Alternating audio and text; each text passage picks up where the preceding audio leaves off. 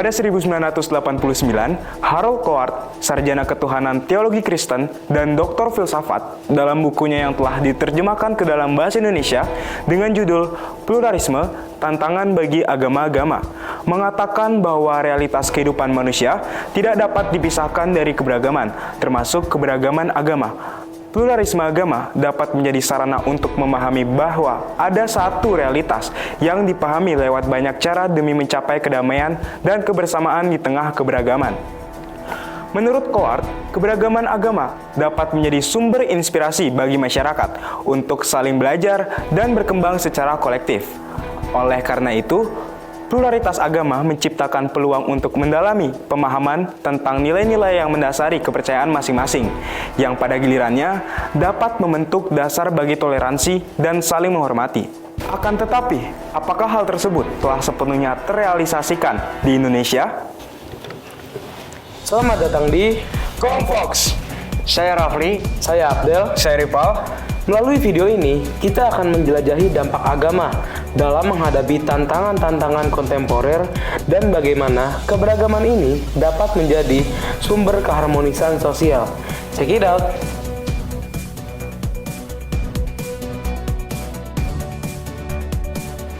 Tantangan kontemporer seperti radikalisasi, intoleransi, dan konflik agama menjadi sorotan dalam masyarakat modern, khususnya di Indonesia. Dengan keberagaman yang amat kompleks, bagaimana agama seharusnya menjadi sumber kedamaian, dapat terlibat dalam konflik dan menimbulkan ketidaksetaraan. Tak hanya terkait agama Islam, kasus penghinaan agama juga terjadi pada sejumlah agama lain yang tentu saja diakui di tanah air. Namun khusus untuk Indonesia, penggunaan ideologi negara untuk pembenaran juga dinilai rawan penyalahgunaan. Tayangan-tayangan tadi menjadi bukti nyata kondisi sosial masyarakat Indonesia yang masih belum sepenuhnya bebas dari isu SARA, khususnya agama. Coba perhatikan cuplikan berikut ini. Beredar video Wali Kota Cilegon Heldi Agustian dan Wakil Wali Kota Cilegon Sanuji Pentamarta menandatangani kain kafan sebagai bentuk dukungan terhadap penolakan pendirian gereja di kawasan Cilegon, Banten. Dalam video yang beredar tersebut, akhirnya Wali Kota Cilegon Heldi Agustian dan Wakil Wali Kota Cilegon Sanuji Pentamarta menandatangani kain kafan dukungan penolakan pendirian gereja di Cilegon. Berikut cuplikan videonya.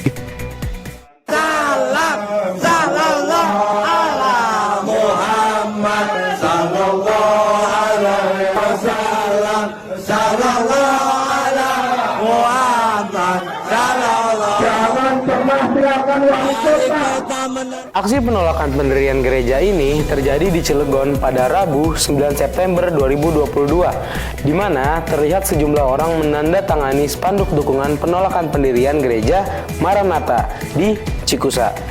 Terlihat salah satunya adalah Wali Kota Cilegon Heldi Agustian.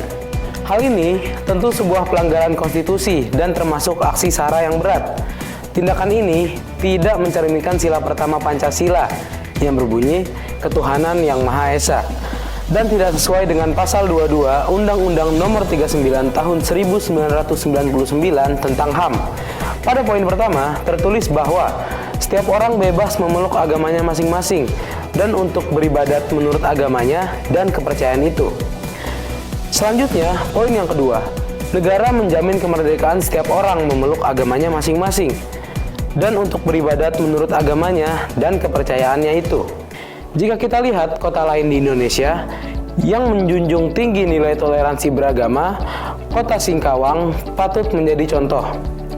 Pasalnya, masyarakat dan pemerintah secara terbuka dan aktif berupaya menjaga keberagaman yang ada.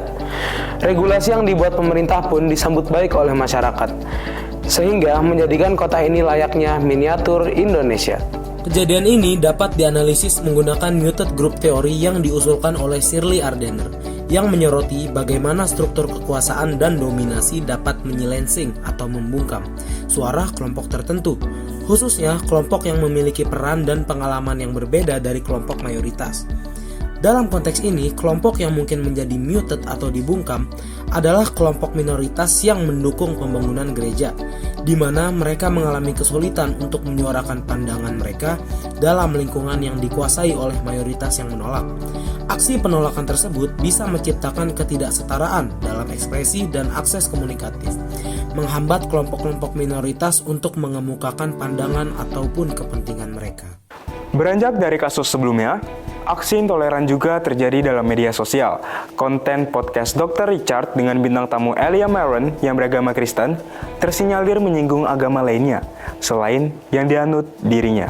Alkitab mengatakan nanti seluruh dunia itu akan mengaku bahwa Yesus itu adalah Tuhan. Dan mereka itu akan masuk di dalam perjamuan itu. Aku pengen tanya gini ya, karena aku kan ngeliat video kamu kan. Jadi kan selama ini kan aku menganggap bahwa Tuhan Yesus atau Nabi Isa itu adalah sama. Wah, tidak. Hah? Itu hanya anggapan orang yang, maaf dokter, saya harus katakan, Saya bertanya ini ya, saya bertanya saya ya. bukan sombong ya. Oke. Saya bukan sombong, tapi ini mewakili kekristenan sejak purba. Yesus Kristus itu tidak pernah sama dengan Isa. Yesus Kristus, Isa Al-Masih, Itu berbeda. Dalam tayangan tersebut berisikan pernyataan-pernyataan Elia tentang isu agama. Ia juga membahas terkait perbedaan Yesus Kristus dan Nabi Isa alaihissalam. Selain itu, bocornya rekaman percakapan pribadi antara Dr. Richard dan Elia di media sosial membuat masyarakat semakin geram. Alhasil, muncul berbagai respon pedas terhadap mereka. Shalom Elia, podcastmu di tempatku itu keren banget loh. Secara nggak langsung kamu menjadi pewarta Injil. Dan banyak yang belain kamu sebenarnya. Jadi aku seneng banget sih, kontenmu tuh sampai nonton 3,1 juta viewers loh, luar biasa banget.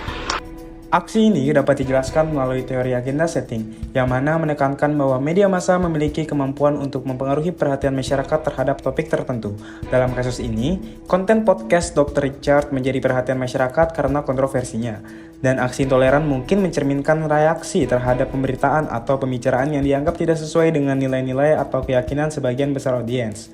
Teori agenda setting juga dapat menjelaskan bagaimana pihak-pihak yang tidak setuju dengan pandangan Dr. Richard mungkin berusaha mengontrol narasi dan mengarahkan perhatian publik pada aspek kontroversial dari podcast tersebut. Selanjutnya, ada Firly, seorang TikToker asal Deli Serdang, Sumatera Utara, yang terjerat kasus dugaan penistaan agama Kristen. Ia ditetapkan menjadi seorang tersangka atas konten video yang diunggah, yang menyinggung kepercayaan umat Kristen dan juga umat Katolik.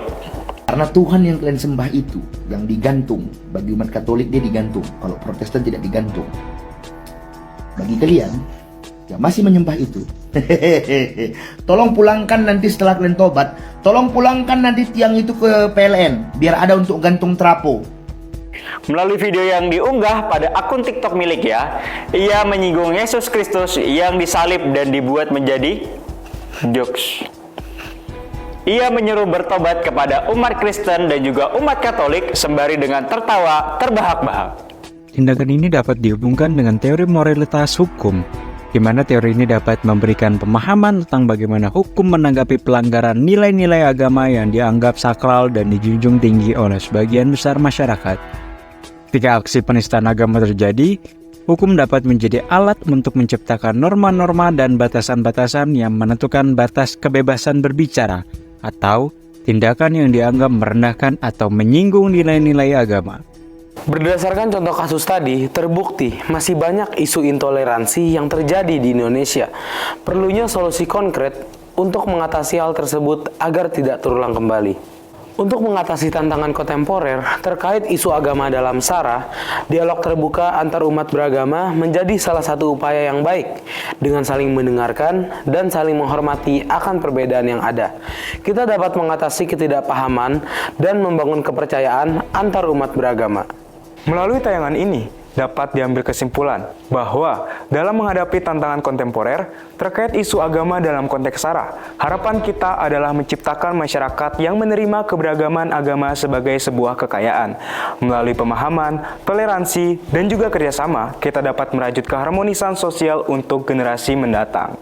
Terima kasih telah menemani kami dalam eksplorasi agama, tantangan kontemporer, dan keharmonisan sosial. Mari bersama-sama berkontribusi untuk menciptakan dunia yang lebih damai, di mana keberagaman agama menjadi sumber kekuatan yang akan membawa kita bersama sebagai satu umat manusia. Kami Konvox, sampai jumpa di kesempatan lainnya. Bye!